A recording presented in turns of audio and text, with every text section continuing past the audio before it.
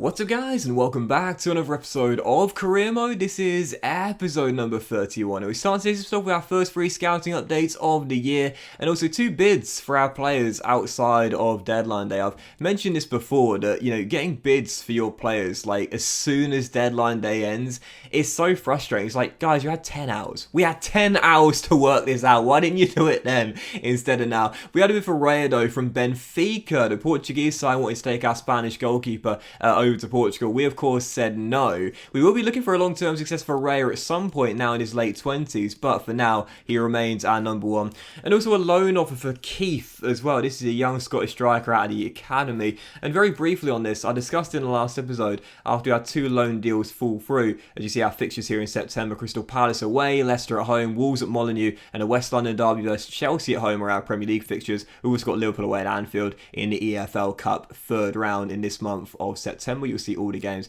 today. In the last episode, you saw us try and loan out 2 of our youth players, and both deals fell through. It does seem as though delegation is the way you do it, and not negotiating yourself. It appears to be a bit of a bug. When you try and negotiate a loan without buy option, the AI manager from the AI club will always walk out the door. However, if you delegate it, it does appear there's a higher chance of them accepting that negotiation. So thanks to everyone that told me about that. From now on, I will start delegating. Yeah, for those that aren't aware, thanks to those that told me, delegation is the way to go if you want to loan out your youth players. I'm certainly not selling Sean Pratt though. Juve put in a bid £5 million for probably our best academy graduate, 19 years old. Yes, we've been frustrated about the relative lack of growth, but he's staying with us.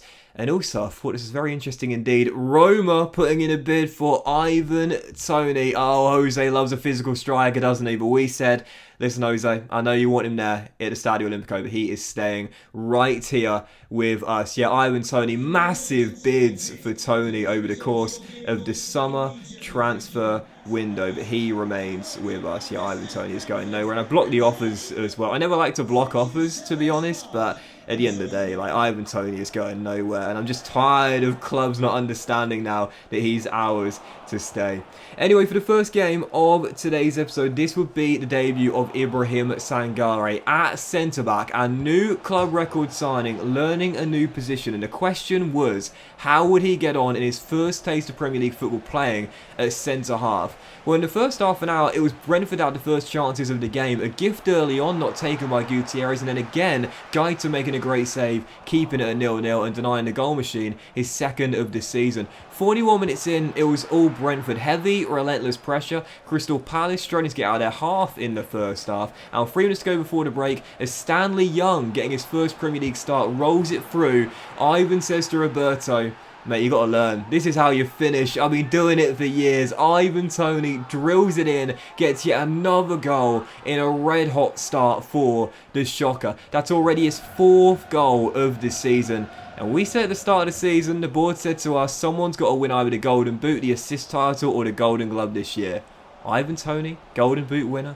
Definitely a possibility based on this red-hot start to the season. 10 minutes after the restart in a game where we completely dominated, we would double our lead, and finally it's a 2nd goal of the season for Roberto Gutierrez. The goal machine turns John Matip inside out and smacks it in at the near post as well. 2-0 Brentford, lead doubled. And in a game where I defended really, really well and played some great football on top of that as well.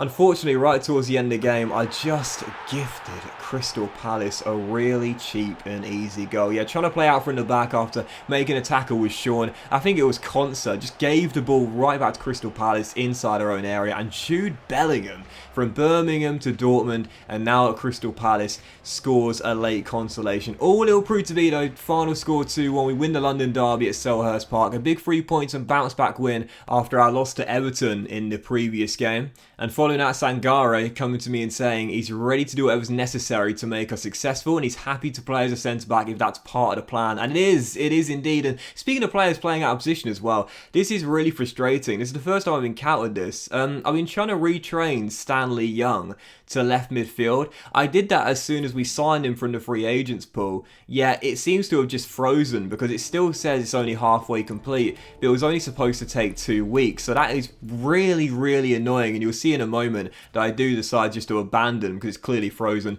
and try and train him as a left wing back. But 2 assists in 2 games for Ashley's nephew. You got to love that. And after 2 weeks as well, Sangari's development plan was completed. There we go. He's officially a centre-back in this team. I'm going to give him the stopper development plan that will train up the defensive awareness and also the stamina as well, which isn't the highest right now. And again, for Stanley Young as well, this is really frustrating. My plan was to turn him into a left midfielder first. It was only supposed to take 2 weeks, but it's frozen on 1 week. It's been like that for over a month now. So yeah, I'm going to abandon that. It's clearly frozen and train him as a left wing back instead. That will take him about half the season to do, but hopefully it doesn't freeze this time because he's played 2 games for the club and he's got 2 assists. He set up Ivan Toney's first goal there in that last game at Crystal Palace. He seems like a really decent young talent, and it'll be so frustrating if I can't convert him officially to a new position.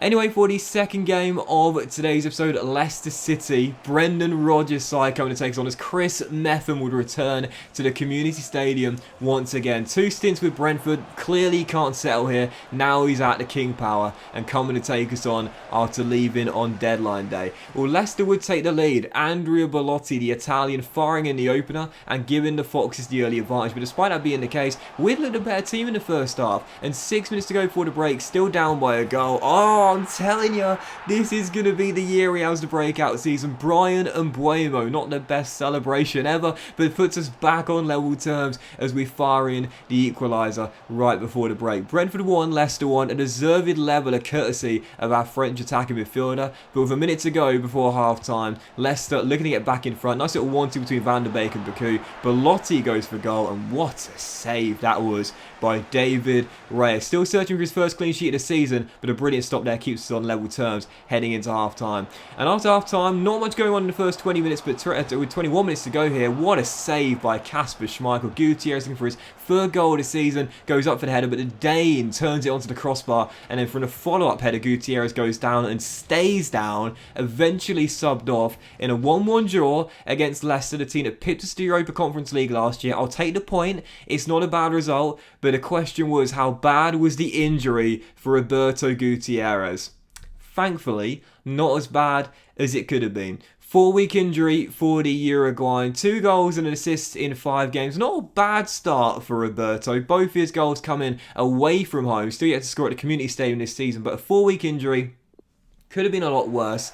Could have been far, far worse. I've got to be honest here, you get 1 ACL injury practically every single year. I thought that might have been the one. Thankfully not, but even so, sprained knee, and we'll miss Roberto for a month, which means Hernandez will come into our starting 11 with Ricky J. Jones going onto the bench. So, yeah, 3rd game of 5 in today's episode. Now, Liverpool away, EFL Cup 3rd round. And if you remember back in Season 1, we got to the quarter-finals of this competition, did really well, had a nice cup run, but as I mentioned before, I still won't take it seriously until we reach the latter rounds. We were 1-0 down in the first half, then 21 minutes after the restart, Diogo Jota makes it 2-0. The game was basically done at this point, and to be honest, if you would have seen the stats at this point, you'd be wondering how it was only 2-0, and how at this point, it was only 3-0. Liverpool literally dominated from start to finish once they grabbed their 3rd goal.